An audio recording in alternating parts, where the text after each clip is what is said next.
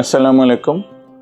আমাদের কাছে অনেক সময় রোগীরা এসে থাকেন, বিশেষ করে দেখা যায় যে মায়ের এক ধরনের চুলকানি হয়েছে, তো বাচ্চার আরেক ধরনের চুলকানি হয়েছে, বা অনেক সময় দেখা যায় বাচ্চার চুলকানি হয় না, শুধুমাত্র মায়ের চুলকানি হয়েছে। তো যখন আমরা ট্রিটমেন্ট করি, ট্রিটমেন্ট করার পরে মা জিজ্ঞাসা করে যে বাচ্চাটা আমার ব্রেস্ট ফিডিং করছে, আমার এই অ্যালার্জিটা কি তার শরীরে প্রবেশ করবে কিনা। এক্ষেত্রে আমি একটু কিছু আইডিয়া বা ধারণা দিয়ে দিতে চাই। চুলকানির সব কারণ কিন্তু অ্যালার্জি না, সব কারণ কিন্তু ছোঁয়াচে না। তো এই জন্য যেমন ধরেন আমাদের দেশে এখন বর্তমানে চুলকানির সব থেকে কমন যে কারণটা হচ্ছে সেটা স্ক্যাবিস বা খাজলি রোগ।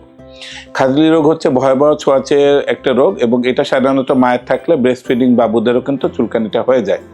এমনকি আরেকটি খুবই ভয়াবহ ছোঁয়াচে রোগ আমাদের দেশে হয়ে থাকে, যেটাকে আমরা ফাঙ্গাস বা দাঁত বলে থাকি। ফাঙ্গাসও যদি মায়ের থাকে তো বাচ্চার দেখা যায় ব্রেস্ট ফিডিং বেবির হয়ে থাকে।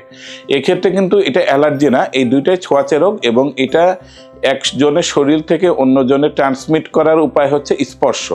যেহেতু মা থেকে বাচ্চা ব্রেস্টফিড করে, তখন মায়ের ওই আক্রান্ত জায়গায় যদি স্ক্যাবিস বা ফাঙ্গাস থাকে, তখন ওইখান থেকে বাচ্চার শরীরে ছড়াইতে পারে। কিন্তু এটা কিন্তু অ্যালার্জি না। আজকে আমার আলোচনার বিষয় হচ্ছে অ্যালার্জি, যেটা মায়ের শরীরে থাকলে সেটা বাবুর শরীরে যাবে কিনা, এবং সেটার সঙ্গে ব্রেস্ট ফিডিংয়ের কোনো সম্পর্ক আছে কিনা। আচ্ছা, এটা বিভিন্ন ধরনের রিভিউ আর্টিকেল এবং গবেষণা করে যে সামারি পাওয়া গিয়েছে, বেশিরভাগ সামারিতেই, বেশিরভাগ না, নিয়ারলি প্রায় 100%-এর ক্ষেত্রেই দেখা যায় যে ব্রেস্ট ফিডিংয়ের দ্বারা কখনো অ্যালার্জি বাড়ে না, উল্টা আরও ব্রেস্ট ফিডিংয়ের দ্বারা অ্যালার্জি কমে। বিভিন্ন গবেষণাতে দেখা গেছে পৃথিবীতে যখন একজন বাচ্চা আসে, তো বাচ্চা জন্ম থেকে দেখা যায় যে 1000 দিন বা প্রায় ধরেন 2-2.5 বছরের কাছাকাছি সময়ে বাচ্চার কিন্তু ইমিউনিটি বা ইমিউনোলজিক্যাল সিস্টেম গ্রো করে, বা রোগ প্রতিরোধ ক্ষমতার সিস্টেমটা গ্রো হয়।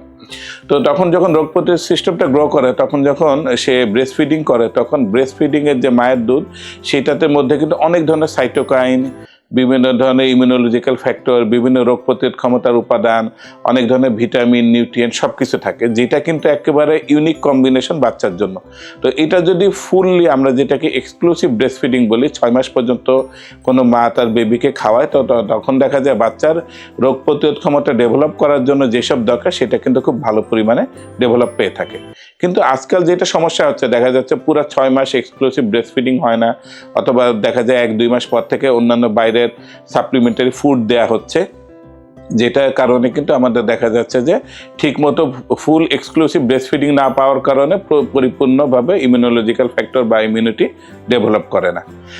আর যে অ্যালার্জির কথা বললাম, অ্যালার্জির মধ্যে আমরা সাধারণত কমনলি যে অ্যালার্জিগুলো পেয়ে থাকি, যেমন ধরেন অ্যালার্জিক রাইনাইটিস আমাদের স্কিনের সঙ্গে রিলেটেড, বা অ্যাটোপিক এক্সিমা, বা এরকম দেখা যাচ্ছে যে ফুড অ্যালার্জি, এইসব ধরনের অ্যালার্জিও কিন্তু আমরা যদি এক্সক্লুসিভ ব্রেস্ট ফিডিং করা হয় বাচ্চাকে, তো দেখা যায় যে এই ধরনের অ্যালার্জিও কিন্তু অনেকাংশে কমে যায়। এবং এইসব বাচ্চারা যারা 2 বছর পর্যন্ত বুকের দুধ পান করে এবং একই সঙ্গে 6 মাস পর্যন্ত এক্সক্লুসিভ ব্রেস্ট ফিডিং করে, তাদের ক্ষেত্রে দেখা যায় যে অ্যালার্জি অনেকটাই কম থাকে। কিন্তু এর কোনো বত্তায় হলে, কোনো অল্টারনেটিভ হলে, বা কোনো অল্টারনেশন হলে, এটা দেখা যায় যে ঠিক মতো সে ইমিউনিটি ডেভেলপ করতে পারে না, সেটা পরবর্তী সারা জীবন তার বিভিন্ন ধরনের রোগ প্রতিরোধ ক্ষমতায় দুশ্চিন্তা থাকে, এবং একই সঙ্গে বিভিন্ন অ্যালার্জিক ডিজিজও সবসময় থাকে।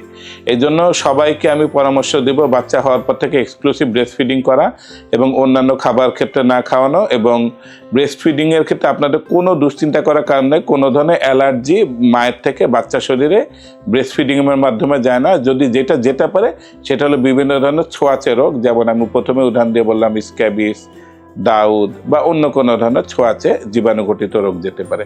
দুশ্চিন্তামুক্ত থাকবেন এবং সঠিক পরামর্শ নিয়ে সঙ্গেই থাকবেন। ধন্যবাদ।